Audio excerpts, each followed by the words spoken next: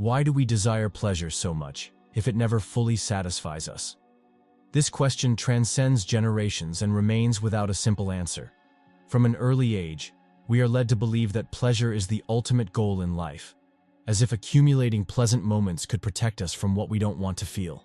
However, as we grow older, we realize that each satisfaction brings with it a new need, a new discomfort. Pleasure, instead of being a destination, becomes a brief suspension of what truly weighs on us.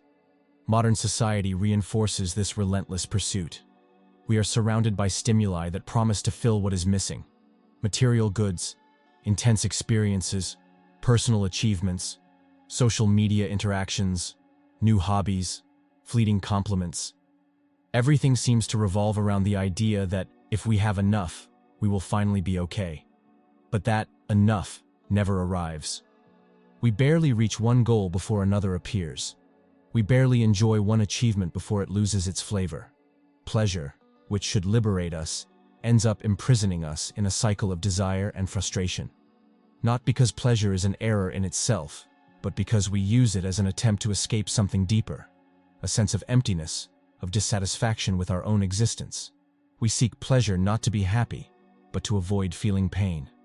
And it is in this attempt that many get lost, living from one pursuit to the next, never finding the peace they desire. It is not the absence of pleasure that hurts us, but the expectation that it could cure a pain that is much older and much harder to understand. What happens when what should bring us relief begins to keep us trapped? This is the trap that few recognize while they are in it. In the beginning, seeking small pleasures seems natural, almost necessary. After a hard day, after a disappointment, after yet another feeling of emptiness, it's easy to turn to something that distracts us, that softens the discomfort. It might be a new project, a binge-watching session, a quick escape to social media. But without realizing it, we begin to depend on these escapes to cope with life. Pleasure stops being a free choice and becomes a constant demand. We no longer seek moments of joy because we want to enjoy them, but because we cannot bear the idea of facing who we are without them. And so, even in moments of satisfaction, we feel a strange anxiety. We know the effect will be brief, that soon we will need another dose, another conquest, another distraction. What was once a source of comfort turns into an invisible prison. We are pushed to always want more, not because the new is better, but because the old no longer calms us. Each pleasure won loses its value quickly, leaving behind an even greater space of dissatisfaction. The pursuit, which seemed liberating, becomes an obligation, and the more we try to fill the void, the more it grows. It is not the absence of pleasure that hurts. It is the awareness that no pleasure is enough to solve what we truly lack. The repetition of this cycle creates a fatigue that few admit. Moments of satisfaction are brief, fragile, incapable of sustaining the promise they carried. An achievement, a trip, a new object, a new experience, or even the enthusiasm for a new relationship or a new personal plan. Each of them seems for a moment to offer something definitive. But soon after, the same emptiness returns, intact, as if nothing had really happened. The fragility of pleasure reveals itself precisely in its inability to last. What excites today, tomorrow becomes routine. What once seemed like an essential goal, today no longer stirs emotion. Life, when guided only by this pursuit, fragments into small episodes of enthusiasm, followed by long periods of apathy. No achievement is capable of filling what insists on remaining. We try to escape this feeling by accumulating more experiences, more achievements, more distractions. We consume more content, change cities, change our appearance, believing that external change will relieve something internal. But escape is impossible. The void we try to avoid is part of us, not something external that can be left behind. No matter how much we progress or accumulate, at some point, we are forced to acknowledge that pleasure, no matter how intense, does not have the strength to heal what is structurally deeper. The problem was never the lack of achievements, but the mistaken expectation that they could save us from the very nature of existence. The emptiness that returns after each pleasure is not a mistake of the world. It is a mark of the very structure of desire. Arthur Schopenhauer understood this with unsettling clarity. Pleasure is not something positive in itself. but only the brief interruption of a previous pain. We desire intensely, suffer from the lack, and upon achieving what we want, we feel a satisfaction that is nothing more than the relief of no longer suffering, until the next desire arises, restarting the cycle. This movement is incessant. There is no definitive state of fulfillment in the logic of desire. As soon as we achieve what we thought we wanted, the sense of contentment dissipates, and something new, a new will, a new absence, takes its place. That is why life becomes a series of pursuits, where each achievement carries within it the seed of a new need. Contemporary society, with its constant consumption encouragement, amplifies this natural mechanism even further.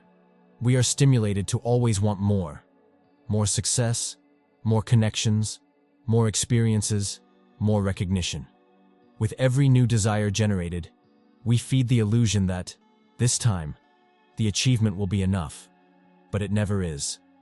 When we look back, we realize that everything we have already achieved seemed much more essential before it was ours. Afterward, it loses its shine, and the emptiness reappears, as if it had never been touched. This dynamic creates a chronic dissatisfaction, difficult to name and even harder to eliminate. The sense that something is missing persists, no matter how much is conquered or accumulated. Even surrounded by options, even living amidst promises of happiness, we feel that something essential is always absent. Schopenhauer invites us to recognize that suffering is not merely an external consequence of life, but a structural part of it. To desire is, inevitably, to suffer. And even if we manage to silence one desire, others will arise in the same place. However, there are rare exceptions. Certain pleasures, like artistic creation, genuine friendship, or the contemplation of nature, offer something that is not just a temporary relief, but a real sense of expansion of being. These pleasures escape the logic of dissatisfaction because they are not grounded in consumption, but in creation and sharing. Art, genuine love, and contemplation do not try to fill a void with something external.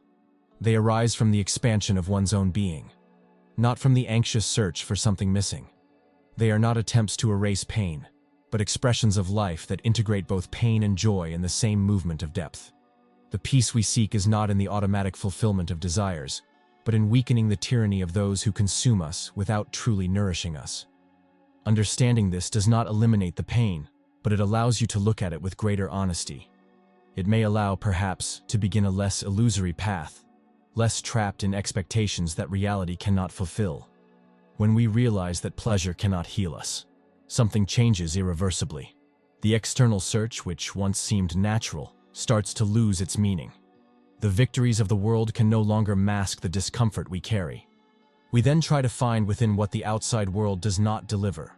But even this movement, often made without fanfare, is not easy or quick. The world, with its rush and voracity, does not favor those who turn inward.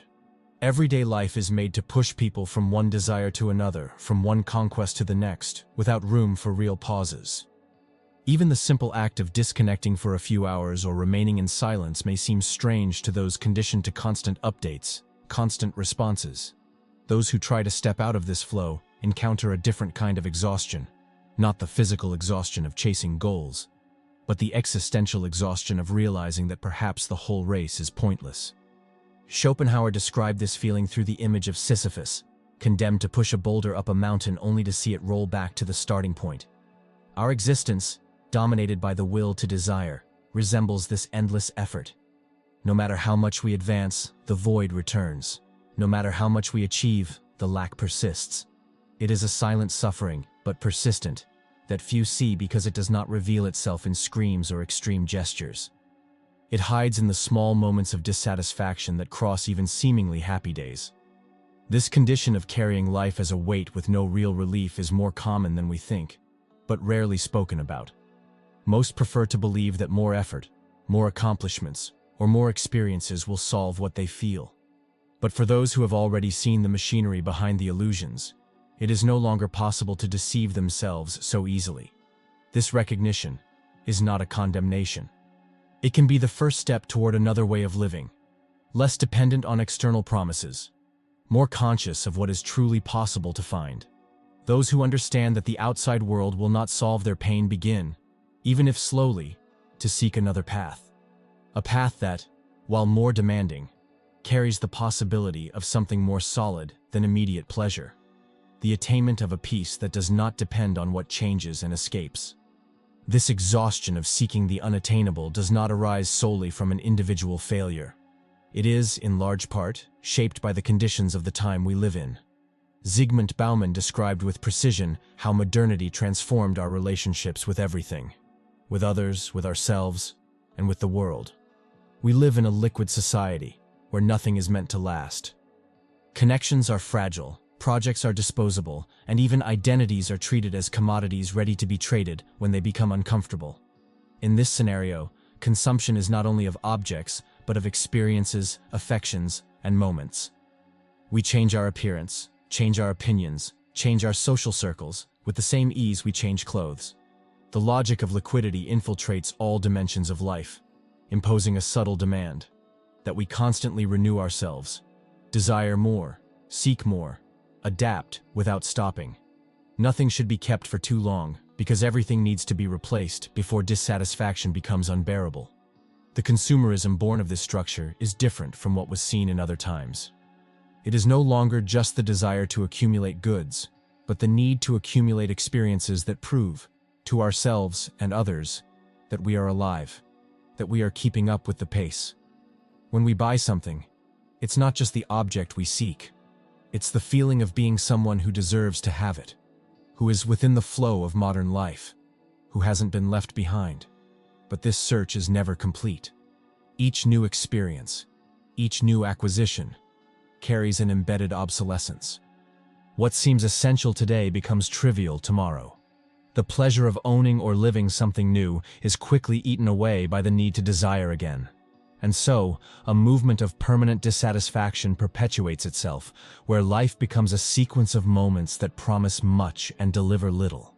Bauman did not describe this reality to condemn us, but to show that the anguish we feel is not a personal failure.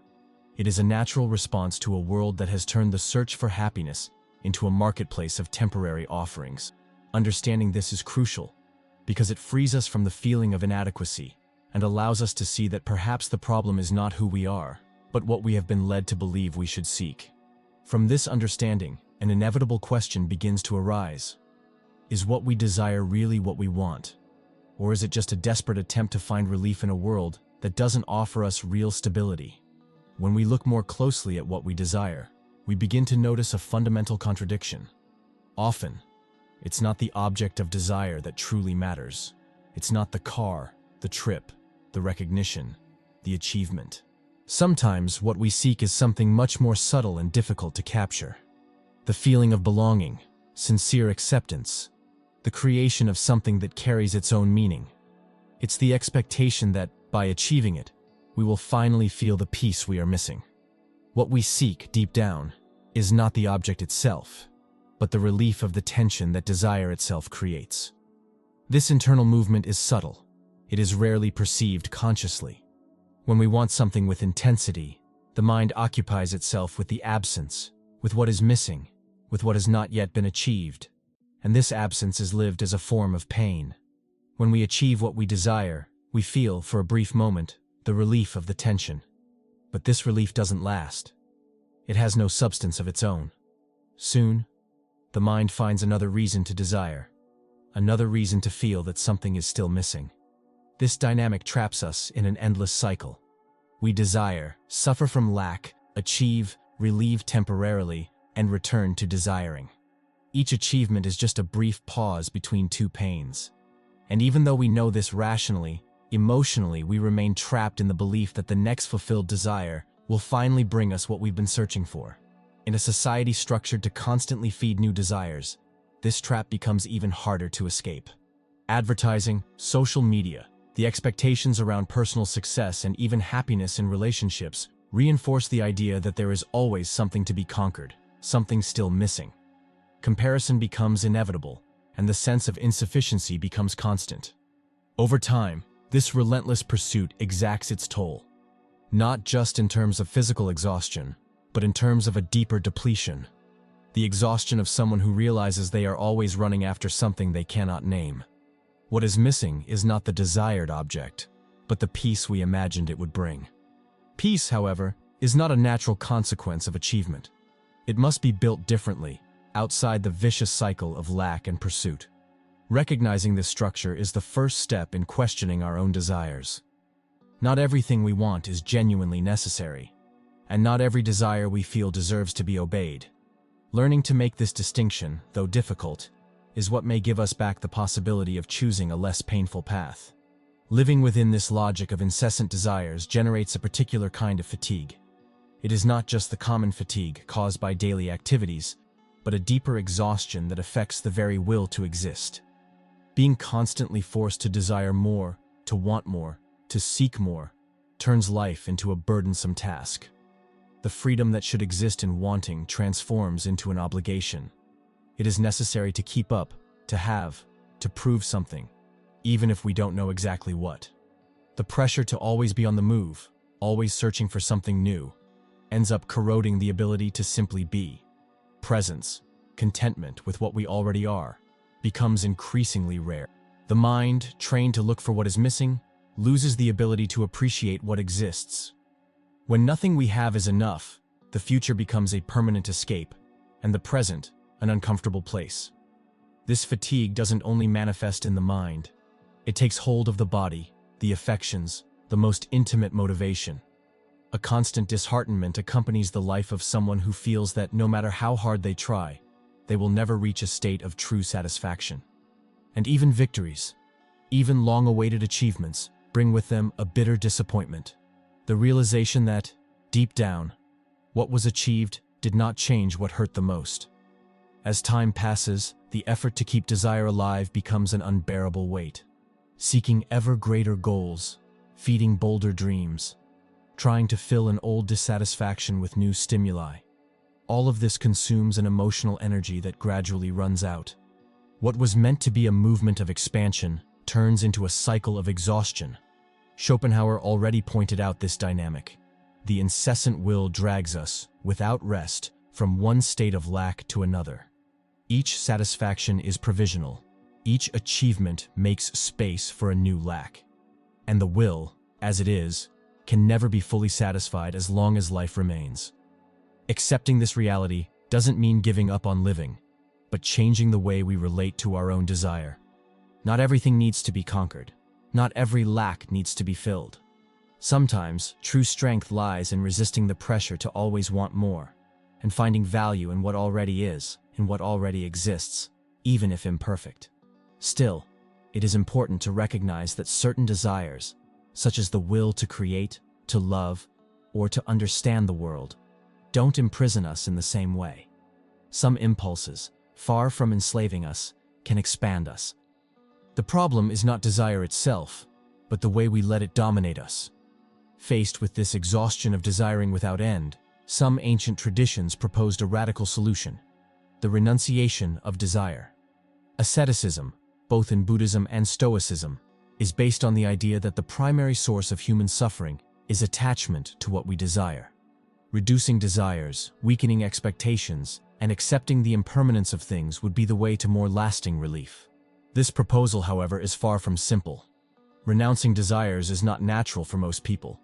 From an early age, we are conditioned to want more, to associate happiness with achievement, fulfillment with recognition. Abandoning this pattern requires not only discipline, but also a profound change in the way we perceive what it means to live. Asceticism proposes a life where pleasure is not placed as a goal, but serenity born from the absence of dependence. Reducing needs to the minimum possible. Welcoming discomfort as a natural part of existence. Not allowing ourselves to be deceived by the promise that something external can resolve what is internal. It is a demanding ideal, often frightening because it requires the deconstruction of everything contemporary culture teaches us to value. However, for those who understand the logic of incessant desire, asceticism does not appear as a cruel sacrifice, but as a possible liberation. It is not about denying life, but changing the relationship with it, stopping the incessant search for pleasure, ceasing to fight against pain as if it were a mistake, and finding a way to exist that doesn't depend on the eternal tension between lack and satisfaction. Even so, most people find it difficult to follow this path. The urge to want is strong.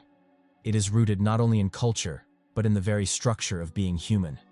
Renouncing it seems, at many moments, an effort that requires more than we are willing to give.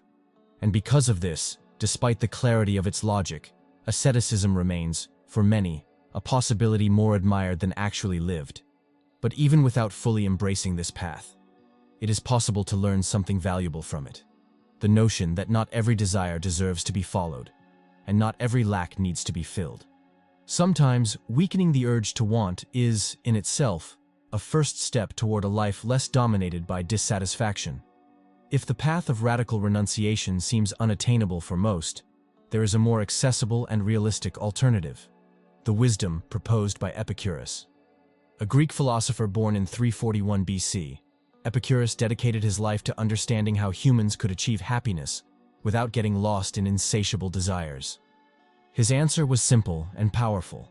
Happiness does not lie in conquering great riches or extravagant pleasures, but in reducing suffering by living with moderation and simplicity. Contrary to the popular image that often associates him with excess, Epicurus taught that true pleasure is that which does not bring painful consequences. Instead of seeking the accumulation of goods or intense experiences, he proposed valuing what is natural and necessary: sincere friendship, the health of the body, the peace of the mind. For him, true freedom lay in desiring less, not in achieving more. This view directly challenges the logic of the modern world. We are taught to measure our worth by how much we can accumulate, by how much we can stand out. We are bombarded with incentives to accumulate courses, travels, networking, endless self-improvement. Simplicity, seen by Epicurus as a sign of wisdom and inner strength, is often treated as mediocrity or a lack of ambition. But for those who have already felt the weight of always wanting more, this simplicity begins to reveal itself as a possible refuge. Valuing small pleasures is, above all, a conscious decision. It means rejecting the trap that only great feats or acquisitions can give life meaning. It means rediscovering the ability to rejoice in a modest meal, a quiet afternoon, the genuine company of a few people, a casual walk, reading something that touches the soul without needing to impress anyone. And above all, it means freeing oneself from the constant pressure to always need something beyond what is already had. Epicurus reminds us that true wealth is not in possessing much, but in needing little, and that lasting happiness is not made of spectacular achievements, but of the ability to live in the present without the anguish of what is lacking. However, he recognized that not all pleasures are useless or disposable. Certain joys, such as shared laughter, well-deserved rest, creating something meaningful, have real and lasting value. The key is in distinguishing which pleasures strengthen us and which only prolong our dependency. By understanding that true pleasure lies in the simplest aspects of life, the possibility also arises to strengthen another essential dimension for a more peaceful existence: the capacity for gratitude and the cultivation of intellectuality. Both offer a form of happiness that does not depend on external fluctuations, but builds from the inside out. Gratitude, often treated as a trivial or automatic feeling, is actually a conscious choice. In a world that encourages constant dissatisfaction, being grateful is almost an act of resistance. It is not about denying difficulties or pretending everything is fine, but about recognizing the value of what already exists before being consumed by the need to want more. Small gestures, sincere relationships, moments of rest, the very ability to perceive and reflect. All of this, when viewed through the lens of gratitude, acquires a weight that is often overlooked. This attitude of direct appreciation combats the illusion that something is always missing. It allows the mind to find rest in what is, without the continuous demand for what could be. And over time, the practice of gratitude not only changes the way we look at life, but also how we desire. Wanting less becomes natural when we realize that much of what we were searching for is already present, in a simple and accessible way. Alongside gratitude, cultivating intellectual life becomes another powerful path to inner peace. Not in the sense of accumulating information, but of developing the ability to reflect, to understand, to seek meaning beyond the immediate. Art, philosophy, literature, and music, when lived without the obsession for prestige, become sources of pleasure that do not quickly exhaust themselves. reading, philosophy, and critical contemplation of reality strengthen thought and offer a more lasting satisfaction than any material achievement.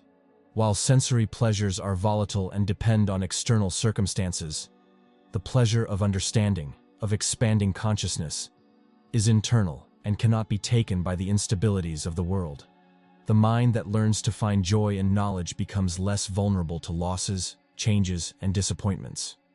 Epicurus, Schopenhauer, and so many others who reflected on human nature knew that peace is not the absence of problems, but the presence of an inner strength that does not dissipate in the face of them.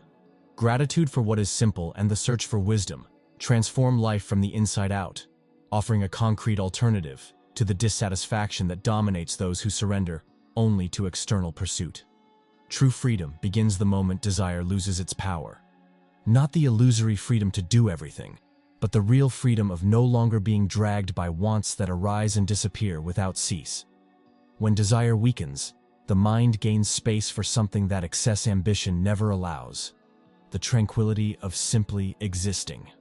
Epictetus, the Stoic philosopher, taught that serenity arises from a clear understanding of what is under our control and the acceptance of what is not.